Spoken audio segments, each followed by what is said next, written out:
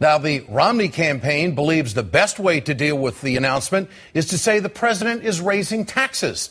President Obama's response to even more bad economic news is a massive tax increase.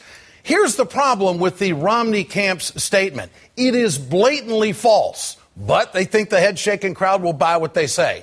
The president did not propose a tax increase of any kind today. Of course, Republicans will never allow this extension to happen without extending the tax cuts for the wealthiest Americans. Senate Republican leader Mitch McConnell said so yesterday. What we ought to be doing is extend the current tax rates for another year with a hard requirement to get through comprehensive tax reform one more time. We all know the real reason Republicans will not pass the extension for the majority of Americans right now is because they need a hostage in order to get what they want. The middle-class tax cut is the hostage this time. McConnell said he learned this lesson during the debt ceiling debate last year. We did learn this. It's a hostage that's worth ransoming, and it focuses the Congress on something that must be done. This is why the Obama camp is pushing the tax message right now, and it's really a brilliant move. In a campaign memo 2 weeks ago, White House advisor David Plouffe explained why this is a fight to win. If Republicans want to talk about taxes, then we're happy to have that debate. Republican plans will raise taxes on middle-class families to give millionaires and billionaires a $250,000 tax cut. Recent analysis proves this, my friends, to be true. For example, if you're a person who makes between $50,000 and $100,000 a year, listen up, your taxes will go up nearly $4,500 under the Republican plan to offset the tax cuts for the wealthiest Americans. That's how they want to play the game. The big good. As President Obama pointed out today, his proposal is something that vast majority of Americans have agreed with for a long time. So I'm not proposing anything radical here. I just believe that anybody making over $250,000 a year should go back to the income tax rates we were paying under Bill Clinton. Back when our economy created nearly 23 million new jobs, the biggest budget surplus in history, and plenty of millionaires to boot. And this is not just my opinion. The American people are with me on this. Okay, be phased out. 59% of Americans said yes, only 37% said no. Fast forward a year later, 2011. Gallup asked if taxes should be increased on the wealthy. 66% of Americans said yes. The top 2%'s got to do more. Only 32% said no. That's a minority number, 32%, where I come from. This year, fast forward to the numbers. Gallup asked if the rich are paying their fair share in taxes. 62%, well, they said they paid too little. Fair share, 25%.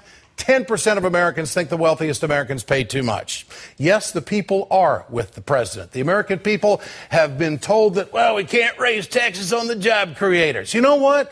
I think they should take a poll on that, because I think most Americans are sick of that line. There has been no proof of any jobs created because the wealthiest Americans have had the lowest taxes over the past decade. You never hear the rich explain to the American people just how bad they have had it under the old rates. Where's that story? Let's take somebody who makes $2 million a year. Let's talk about a wealthy person. Do you think if somebody was making $2 million a year, would you consider that person wealthy? I think you would. Under the Bush rates, they would be taxed at 35%. That's where we are right now. Under the old rate from the Clinton years, they were taxed at 39.6%. Now, what's that mean in money here? See, Bush rates 35%, old rates 39.6%. Look at the numbers.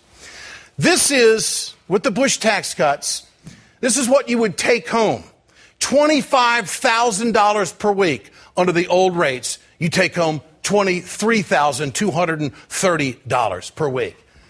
Someone maybe should go on Fox News and explain just how hard it is, just how hard it is to make it on this number, or that number, or this number.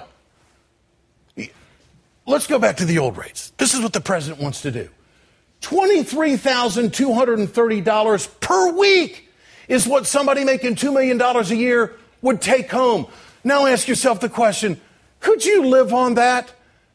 The president is trying to fix the Treasury. The president has come to the table, the Democrats have come to the table and said, okay, you want to do big cuts, we'll do big cuts, but we want to do this too. And the wealthy and the Republicans don't want to serve it up. I believe that the wealthiest Americans can help save this country. I believe that.